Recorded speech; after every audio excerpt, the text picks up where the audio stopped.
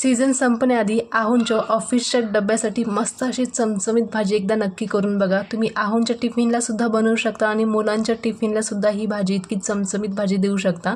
नक्की करून बघा, करायला सोपी आणि झटपट रेसिपी आहे। चला पटकन रेसिपीला सुरुवात करूया। व्हिडिओला लाईक करा आणि यूट्यूब चॅनलला नक्की सबस्क्राईब करा। आता पहिल्यांदा काय करायचं आहे तर एक मध्यम आकाराचा कांदा घेतला आहे। कांदा बारीक कापून घ्यायचा। लगेचच आपल्याला एक टोमॅटो घ्यायचा आहे। टोमॅटोसुद्धा मीडियम आकाराचा आहे, जास्त मोठं किंवा जास्त छोटं पण नाही आहे।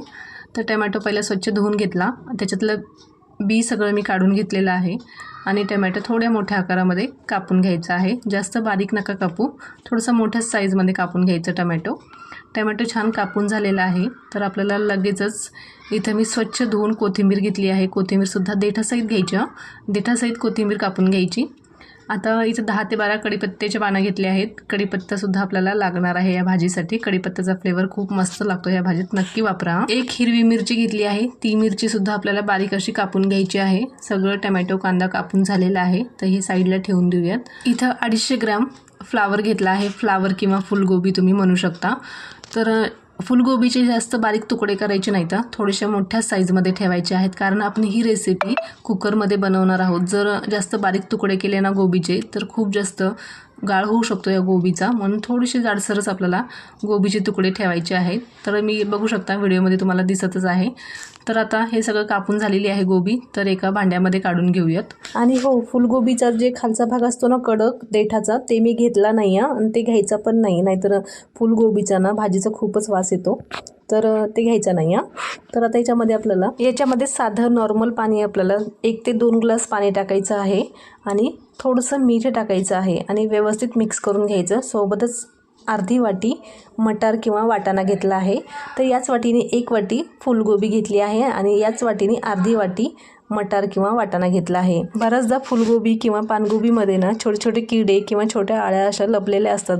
कधी पण मीठ टाकून पाण्यामध्ये 5 ते 10 मिनिटांसाठी फुलगोबी किंवा पानगोबी ठेवून मगच कोणतीही रेसिपी बनवायची, म्हणजे त्यातले किडे किंवा आळ्या बाहेर येतात आणि दुसरे 2 ते 3 पाण्याने स्वच्छ धुवून मगच ते फुलगोबी किंवा पानगोबी आपल्याला वापरायची आहे। ही टिप्स नक्की फॉलो करा।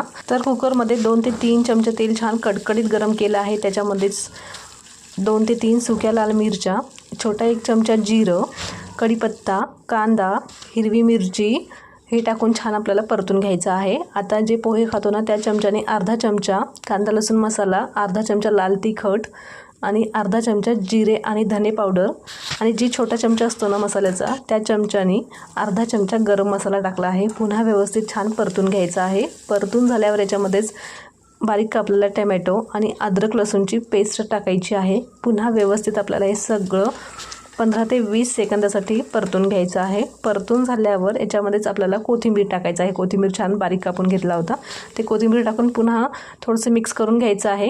गॅस एकदम कमी ठेवलेला आहे। आता याच्यामध्येच आपल्याला फुलगोबी आणि वाटाणा 2 ते 3 पाण्याने पुन्हा एकदा स्वच्छ धुवून घेतला आहे आणि पाणी पूर्ण निथळून घेतलं। आता हे वाटाणा या मसाल्यामध्ये टाकायचं आहे। फुल गॅस करून हे पूर्ण आपल्याला छान परतून घ्यायचं आहे 15 ते 20 सेकंदासाठी। आता 15 ते 20 सेकंदानंतर याच्यामध्येच थोडंसं कोमट पाणी टाकायचं आहे आणि चवीप्रमाणे मीठ टाकायचं आहे। पाण्याचा वापर जास्त करू नका, कारण आपल्याला सुकी भाजी बनवायची आहे। तर आता हे व्यवस्थित मिक्स करून घ्यायचं आहे। तर कुकर छोटा असल्यामुळे बारीक गॅसवर आपल्याला एकच शिट्टी करायची आहे। एक शिट्टी झाली की लगेचच गॅस बंद करायचा आहे। तर इथे मी 90% भाजी शिजवून घेतलेली आहे। हे गरम गरम असतावेळेस लगेचच 2 चमचे भाजलेल्या शेंगदाण्याचा कूट टाकायचा आहे। पुन्हा थोडंसं 5 ते 6 सेकंदासाठी गॅस आपल्याला चालू करायचा आहे आणि हे सगळं शेंगदाण्याचा कूट व्यवस्थित मिक्स करून घ्यायचं आहे। मिक्स करून झाले की लगेचच गॅस बंद करायचा आहे। चमचमीत अशी भाजी आपली तयार झालेली आहे। तर नक्की ट्राय करा। रेसिपी कशी वाटली नक्की सांगा। Okay, bye.